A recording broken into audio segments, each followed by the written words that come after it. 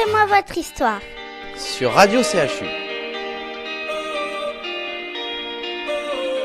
Racontez-moi votre histoire. L'émission où les enfants interviewent les plus grands. Racontez-moi votre histoire. Bonjour mes petits amis, bienvenue dans votre émission Racontez-moi votre histoire. Cette émission se passe avec des jeunes, parce que là j'ai des grands aujourd'hui, des jeunes de l'hôpital des enfants qui vont interviewer un invité ou une invitée. Bon, je peux pas y voir. Non, on va dire que c'est un invité aujourd'hui. D'accord, ok, ça marche. Ok. Et alors nous avons une jeune fille qui s'appelle Camille. Bonjour Camille. Tu es contente d'être là? Oui. Bon, tu vas poser plein de questions à Gunther, ok? Oui. Et nous avons un jeune homme qui s'appelle Célestin. Salut Célestin. Toi aussi, tu vas bien? Tu es content? Oui. Très bien. Alors nous avons les parents de Célestin, la maman de Camille, et nous avons des personnes qui travaillent au 5e B. Nous avons un jeune homme qui s'appelle Julien. Salut Julien qui accompagne, et une jeune femme qui Tu peux s'appelle parler, Christine. Julien, on t'entend pas? Oui, bonjour. Et Christine également, qui est une infirmière du 5e B. Je suis Bonjour, ravie Christine. Ravie que vous soyez là. Et alors notre invité qui Il y a des parents intervient. aussi, hein? Il y a des Mais parents, je viens de le d'accord. dire, Ah oui, je oui, viens oui. de le dire. Il faut écouter un petit peu. Ah oui, non, mais j'ai fait une pause, c'est pour ça. J'étais en sieste. Et alors nous avons un invité qui s'appelle, parce que j'ai déjà dit, mais tout le monde n'a peut-être pas entendu. Comment je m'appelle? Ah oui, c'est Gunther, c'est ça. Et alors tu nous dis en un mot ou deux, parce que tu vas répondre aux questions des enfants, Compliqué, là. ce que tu fais. Et oui, ça va être dur, je sais, au départ. Alors moi, je suis artiste dramatique. Donc, On l'a tous avec compris. moi, on fait pas de blagues. Pas de blagues. Surtout pas. Surtout pas. non, les blagues, non, ça marche pas. Allez, qui veut poser la première question? Comment t'as découvert le théâtre quand t'étais enfant? Joker. Non, je sais pas. Comment j'ai découvert? Je sais pas. En fait, je sais pas. Je pense que c'est à l'école. Comme beaucoup à l'école, tu joues du Molière. Donc, je pense que à 6 ans, je jouais l'avare, je pense.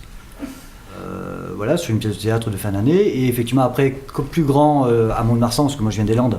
Tu connais les Landes? Oui. Voilà, donc je viens des Landes, où les Landes, où ils parlent comme ça, tu sais. Quand tu commences à poser une question, ils te parlent comme ça, il y a le mot-clé. Tu vois, il y a un mot-clé, et il ne faut pas le louper, le mot-clé. Sinon, le mot-clé, tu comprends rien à ce qu'il dit, tu vois. Enfin, bref. Et donc, du coup, à côté de mon école, il y avait un théâtre, ça s'appelait le Théâtre de Feu, qui n'existe plus aujourd'hui, qui a pris feu. Enfin, bref. Il n'a pas pris feu du tout, hein, mais bon. Et en fait, moi, gamin, du coup, je passais devant la porte du théâtre, qui était souvent ouverte, et quand il faisait chaud, dans le théâtre, il faisait toujours très frais, il y avait toujours une odeur particulière de pendrillon, tout poussiéreux, avec les vieux crémères, les vieux projecteurs qui chauffaient, et il y avait toujours une ambiance particulière. Donc moi, j'étais à la porte jusqu'à ce qu'un jour on me dise « tu veux rentrer ?» Donc je suis rentré, et de là, je regardais les répétitions, les cours de théâtre qu'il y avait également, jusqu'à ce que j'intègre la compagnie. Voilà, le Théâtre de Feu. Camille, tu as une question peut-être? Oui. Bah, vas-y, je t'écoute. Tu Je vais essayer d'y habitais dans répondre, mais les je te Landes? promets rien. Pardon? Tu habitais dans les Landes? J'ai habité dans les Landes. Mais ce qui est bien, les Landes, moi j'adore cette région. Mais ce qui est bien, c'est que quand tu as 18 ans, les Landes, tout est fait pour que tu partes en fait. Donc c'est vachement bien. Voilà, donc je suis parti. J'y reviens parfois, mais pas trop longtemps, juste ce qu'il faut. Pour juste sentir les parfums des pins, regarder un peu quelques chenilles processionnaires, etc. Voilà. Parce qu'aujourd'hui, le Théâtre de Feu, là où je travaillais, en fait, n'existe plus. Enfin, il existe, mais il était complètement refait, on dirait un gymnase aujourd'hui. C'est étonnant, hein, comment on peut être attaché à un endroit, à un lieu, à des souvenirs, où on y revient, et ça a tout changé, et j'ai failli pleurer ce jour-là, quand j'ai revu le théâtre. Il n'était plus du tout comme il était avant. Voilà. Il était tout nettoyé, tout propre. Toute la grande table où on recevait les compagnies de théâtre et de danse, où c'était très convivial, du coup ça n'existe plus. Voilà un peu. Il y a plein de mots dans ma bouche. Hein. Ah mais oui, je peux leur demander. Hein. Est-ce que vous faites de la peinture? Du théâtre? Pas du tout. Pas du tout? Non. Très bien, c'est très bien. Toi non plus? Non. Bon, Julien, t'en fais du théâtre? Non plus. Non plus. Il va falloir s'y mettre. Hein. Même pas le théâtre d'impro? Vous voyez ce que c'est, le théâtre d'improvisation théâtrale? Oui. Ouais. Camille, tu connais aussi? De quoi? Le théâtre d'impro? Non. Non, tu connais pas? Le théâtre d'impro, là c'est en vogue depuis quelques années en France maintenant. Là. Le théâtre d'impro, c'est calqué sur les matchs de hockey au Québec. Vous voyez le match de hockey? Et en fait, le match d'impro, c'est 2 équipes de 6 joueurs, mixtes, 3 et 3, avec un coach. Et il y a un arbitre qui est là, qui lui prépare des thèmes, et avec tout un décorum. Et ça joue dans un espace qu'on appelle la patinoire, comme la patinoire de hockey. Et c'est 3 fois 30 minutes. Je sais pas pourquoi je dis ça, mais du coup je continue, hein, tant pis, hein, comme ça vous le saurez. Et du coup, en fait, c'est comme des joutes verbales, en fait. Donc ça veut dire qu'il y a un thème qui est lancé, et il faut pas que je tape sur la table, c'est ça? Ça, il faut pas là. Et du coup, ben, on improvise. Voilà. Voilà un peu. C'est drôle, hein, ce que je dis. Je rajouterai rien. Oui, très bien. Moi, ne rajoute rien, Pierre. Voilà. Je suis pas d'accord. D'accord. Merci. Suivant. On m'a dit que tu faisais Qui t'a dit? la feuille. Ah, la feuille. Très bien. Merci, la feuille. Ouais, de rien, merci, de rien. Écoute, c'est fini compétent parce que là, 30 minutes, ça commence à faire long. Hein. Depuis tout à l'heure, j'ai pas l'impression que ça enregistre. Ça enregistre, là, pour moi, là? Oui. Bon, je reste un peu. Vas-y, je t'écoute. Donc, t'as appris comment les échasses? J'ai gamin vers 6, ouais, je dois avoir 6 ans, d'un groupe folklorique qui s'appelait le groupe Essor, qui existe toujours. Hein. Donc tu vois, ça c'était dans les années 1783, je crois, à peu près. Ah, t'as vécu la Révolution française? Ouais. Bon, je suis pas très fort en géographie, hein, mais voilà. Donc oui, j'ai appris les échasses comme ça. Et très vite, en fait, moi j'ai fait des tournées avec le groupe Essor. Donc là, c'est vraiment de la danse folklorique. Donc on est habillé avec des peaux de mouton. Voilà, avec le costume traditionnel, avec les guêtres, les espadrilles, et donc les chasses en bois. Voilà. Et on dansait régulièrement. Camille, tu voulais me poser la question, pourquoi j'ai un costume vert? Oui. Bah vas-y. Je crois qu'il y a sur la feuille, il y a une question, vas-y. Je vais essayer d'y répondre, mais je suis pas sûr. Pourquoi t'as un costume vert? Parce qu'il est pas rouge. Non, le vert, pourquoi? Parce que, en fait, le vert, en général sur scène, on ne met jamais de vert. Ça porte malheur. Ça peut être la couleur verte, mais ça peut être aussi le vert, le cristal. Tout comme sur scène, dans un théâtre, on ne parle pas de termes de marins. Parce qu'à l'époque, dans les théâtres, c'était beaucoup les marins qui faisaient toutes les accroches, etc., etc. Donc on ne dit pas corde, on dit guinde ou drisse. Et le vert, on ne met jamais de vert. Donc moi, je suis un peu superstitieux, déjà de base. Et du coup, je voulais contrer ça aussi. Et j'aime bien le vert. Le vert, c'est un peu la couleur de mes yeux. Ouais, ils sont marins, ils sont marron-vert, quoi. Donc voilà, à la base, c'est un peu ça. Et puis ça dénote un peu d'un costume noir traditionnel. Donc voilà. Voilà un peu pourquoi. J'ai répondu? Parfois, j'oublie ce que je dis. Hein. Comment il s'appelle ton personnage? Il s'appelle Kevin Dylan Velour. Ah oui. Tu peux pas faire plus beauf, quoi. Eh bien justement, tu sais pourquoi il s'appelle Kevin Dylan Velour? Non. Parce qu'il y a quelques années, quand j'ai créé le spectacle, quand ce spectacle en fait est né, c'est pas moi, hein, c'est juste le personnage qui est né tout seul. En fait, moi je jouais beaucoup dans les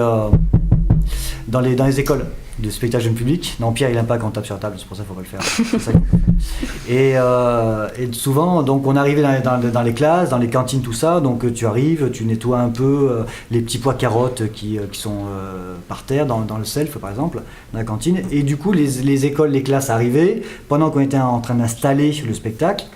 Et il y avait toujours, c'était l'époque où il y avait les séries américaines avec Léa, Sandy, Kevin, Dylan, Brian, tout ça.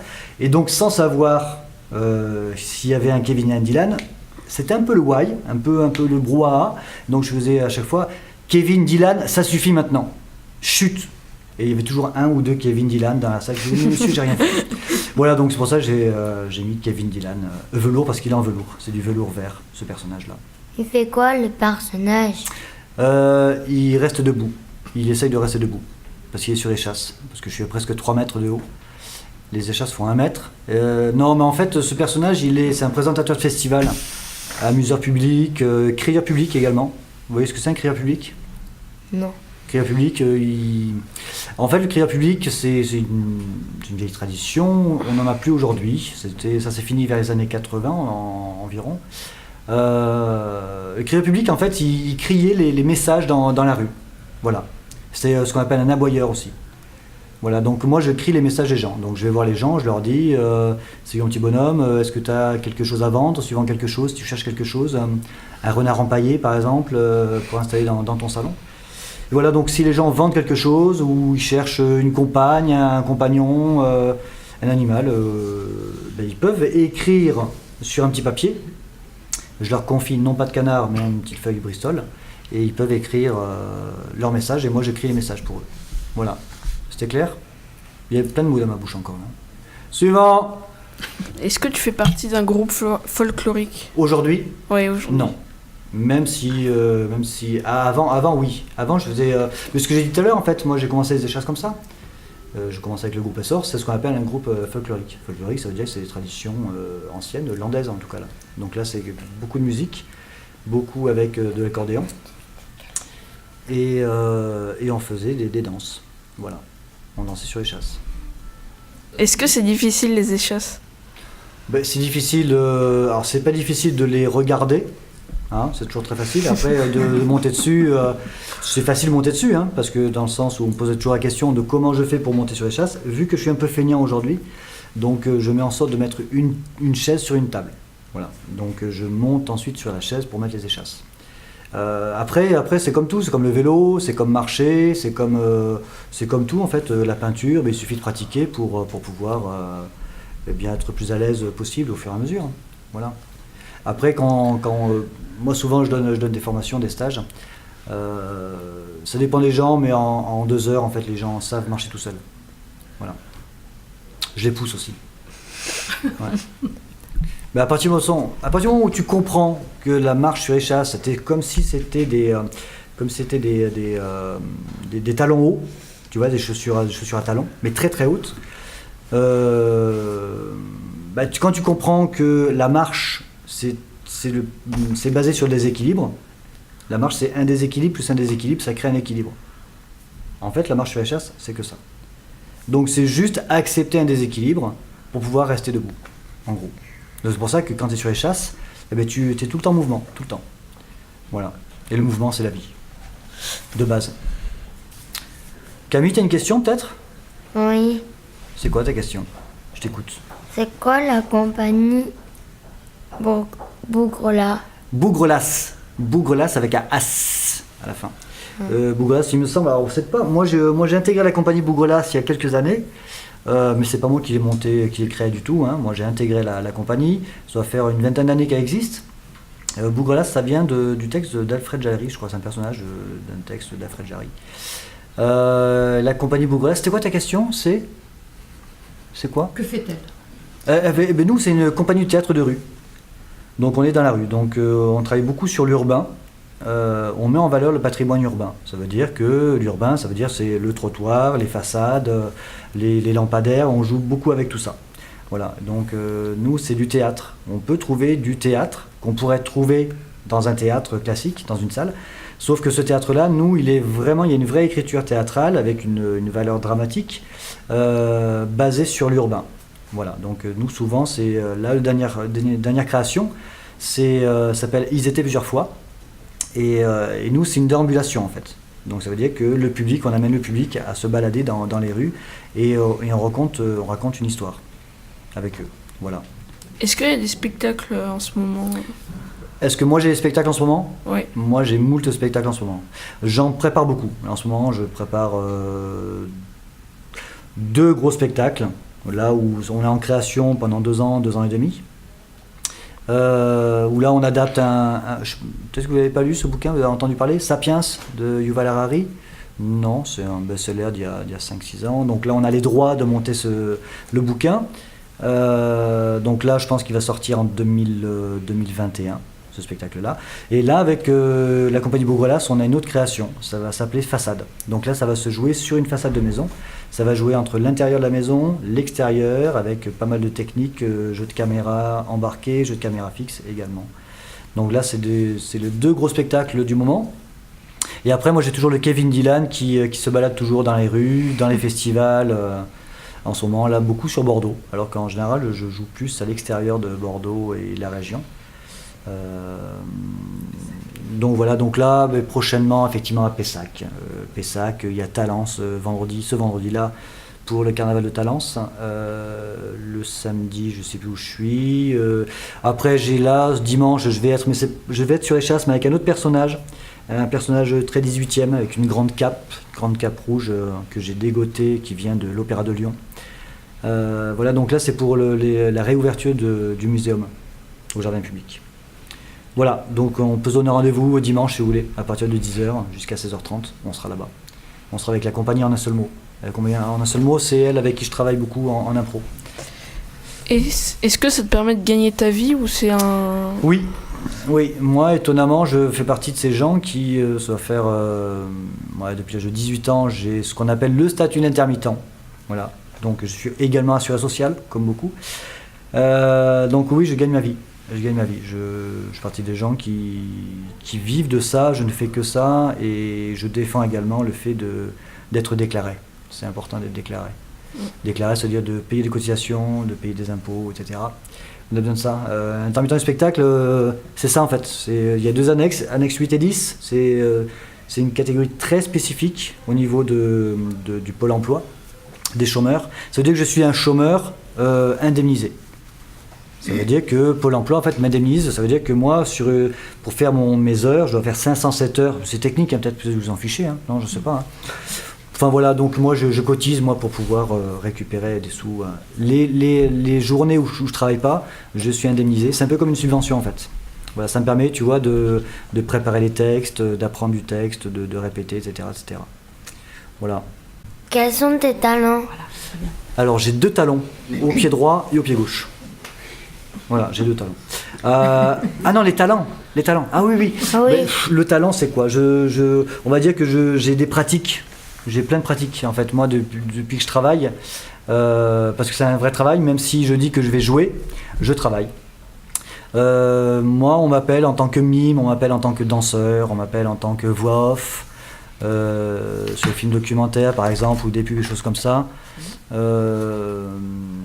Il y a plein de choses. Je fais de la marionnette. Enfin, tu vois, il y a plein de choses. Tu fais quelle danse Alors, moi, depuis quelques années, je travaille avec la compagnie Christine Grimaldi. Vous voyez, non, vous ne connaissez pas forcément. C'est une compagnie qui est basée sur Bordeaux, avec Christine Grimaldi. Et elle, c'est une chorégraphe, danseuse, qui travaille beaucoup sur les vieux traités de danse Renaissance italienne. Donc là, c'est la danse Renaissance italienne. Donc ce qu'on appelle la danse de cour, la cour du roi. Voilà, donc c'est 1500, 1600 et quelques environ, on va dire. Voilà. Souvent on connaît le baroque, mais on connaît très peu la période Renaissance italienne. Donc voilà, donc là c'est particulier. Il y a des stages sur Bordeaux, n'importe qui peut y aller. Il y a des stages, il y a des balles. Christine fait beaucoup de balles de cours. Donc c'est très simple. Donc pendant 1 heure, tout le monde peut apprendre les pas. Et en fait, il y a des musiciens qui sont là et ça joue tout seul. Donc il y a plein de danses qui sont assez rigolotes. Les musiques, souvent, les danses, on appelle ça un branle, la gaillarde, des choses comme ça. Voilà. Et sur un spectacle avec elle, du coup, j'avais une liste, je crois, qui durait pendant 15 ou 16 minutes, où j'énumérais toutes les danses qu'on pouvait trouver à l'époque. Voilà. Il y a même une danse, je crois, qui s'appelait Pipi Culotte. Voilà, par exemple. Donc, voilà. On voit ce qu'on veut avec ça. Et sinon, vous faites vous faites quoi comme activité? Vous dansez, du théâtre, tout ça, non? Non? Je fais de la musique, je fais du clavier. Ah, très bien. Ça veut dire que dans ta chambre, t'as un clavier aussi? Ouais, mais il marche plus, donc je m'entraîne sur mon piano. Eh bien, justement, maman, eh bien, ça serait bien de penser à mon clavier. Tu peux lancer un message. Hein. Voilà. Alors, si tu veux, tu peux à papa, c'est papa. Papa serait bien de voir pour reconditionner le clavier, ou alors à nouveau, tu t'aimerais bien quoi comme clavier, par exemple? Non, je sais pas. Moi, je suis pas très fort en clavier, mais c'est quoi? C'est Orius, non? Qui sont pas mal. Un clavinova, un petit clavinova. Non, c'est pas mal un clavinova. On va lancer un appel au don. Oui, on va faire un appel au don. Bon, moi je mise une paire de lunettes, hein, voilà. Hop. Donc toi, tu aimerais bien avoir un clavier qui fonctionne. D'accord, très bien. Tu connais quoi comme morceau? Tu joues des morceaux? Tu connais le solfège, tout ça? Je joue des morceaux, mais je saurais pas dire leur nom parce que... T'improvises peut-être? Oui, j'improvise surtout. C'est à la rock school, c'est du rock, du jazz. Ah oui, très bien, ouais. Super. Très bien. Et ça veut dire que quand tu improvises aussi, tu improvises avec d'autres musiciens ou toi tout seul? Et ben on est en cours à 3. Et à 3, ça fait loin de Bordeaux quand même, 3, non? Ah non, 3, à 3 personnes. Ah oui, pardon. Ouais. Et on va se dire, mais il est complètement barré, il comprend rien. Et puis il y en a un qui joue, il y a l'autre qui fait le fond de... Le fond d'écran? Non, Non. je sais Le plus fond de nom. sauce? Non. Non. musical. Le fond musical. Ah, très bien, c'est le ça. fond musical. Et il y en a un autre qui fait rien. Ouais, mais c'est bien, ça en général, c'est moi qui fais rien aussi. Ouais. Camille, on t'entend trop là. Chut, doucement là, voyons. Qu'est-ce que tu disais? Tu voulais dire quoi? Non, rien. Ah, très bien, je croyais. D'accord. Et donc là, c'est combien de fois par semaine que tu y vas, la Rock School? Une fois par semaine. Mais je suis à l'hôpital donc c'est pas très. Ah ouais. Et l'hôpital, il n'y a pas moyen de faire des concerts comme ça Je sais pas.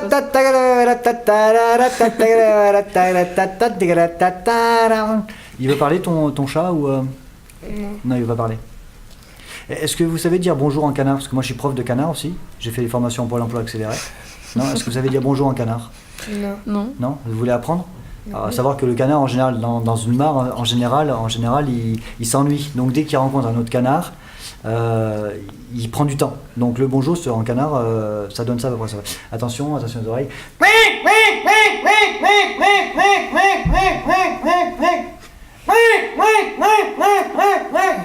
Voilà.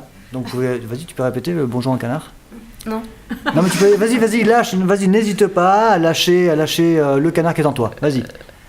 Mais j'ai pas de formation pour ça moi. Mais justement, là c'est une petite formation accélérée, tu vois, rapide. Voilà. Camille, tu veux essayer de faire le canard? Non?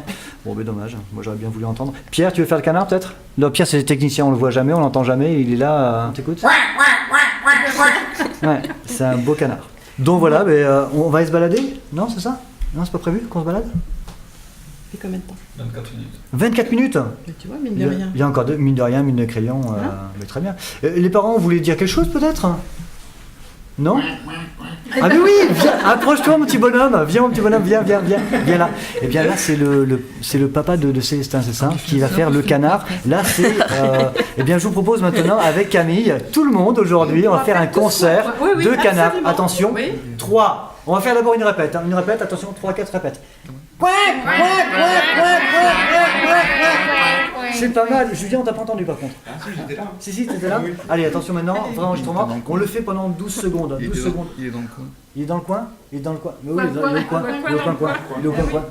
Tu peux bouger de coin pour faire le coin justement? Très bien, super. Allez, maintenant, c'est parti, mesdames, messieurs. Aujourd'hui, sur France Culture, un concert de coin-coin. Le coin-coin des coin-coin du canard. Le canard de l'amour, de la vie. Aujourd'hui, il est là pour toi. Ne le refuse pas. 3, 4.